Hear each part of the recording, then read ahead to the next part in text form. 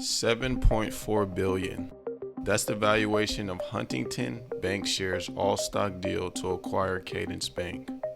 No cash, no debt, just equity.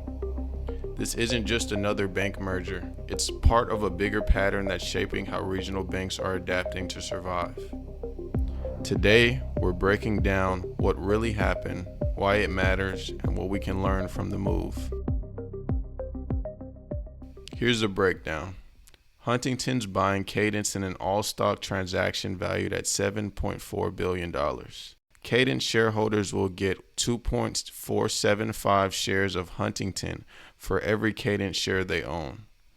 After it closes, Huntington's current investors will hold about 77% of the combined company, and Cadence shareholders around 23%. Huntington's paying roughly 1.7 times Cadence's tangible book value. That's 70% above its net worth, excluding brand names and goodwill. They're also paying about 11.7 times projected 2026 earnings, which drops to around 8.2 times after they factor in all the efficiencies that come from combining operations. They expect to close in early 2026, roll systems together by mid-year, and they've said no branch closures are planned. Once complete, the bank jumps to $276 billion in assets and spreads across 21 states, especially deepening its presence in Texas. And when you zoom out, this follows closely after their Vertex acquisition. So Huntington's not moving randomly. They're building momentum in a broader regional bank consolidation wave. But one thing I've noticed studying deals like this is that it's rarely the math that breaks a deal, it's the contracts. One bad clause, one missed liability, and that great deal can flip on you overnight. That's why I work with Legal Shield for Business.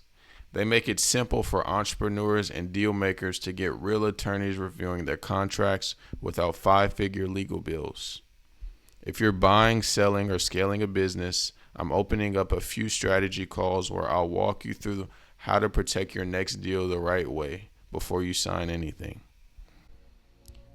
So why make this move now? Because Huntington's using its strongest asset, its stock, as currency.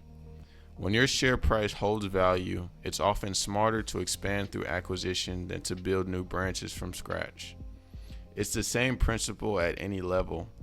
Use what you've built to open your next door. Regional banks are merging to stay competitive, facing rising rates, tighter regulations, and smaller margins. For small business owners, those pressures just look a little different. Inflation, technology shifts, and tougher competition. So there are three quiet lessons you can take from this move. Number one is that equity is leverage. Use what you already own to grow. Number two is that synergy matters. The plan after the deal is just as important as the deal itself. Number three is that protection is power. The right contract turns opportunity into stability. If this kind of breakdown helps you see deals differently, subscribe and stay tuned. We're learning from the moves that shape the business world, not to copy them, but to understand how real ownership and smart structure actually work. This is INVEST-igate, understanding how deals are made so we can all grow a little smarter with each one.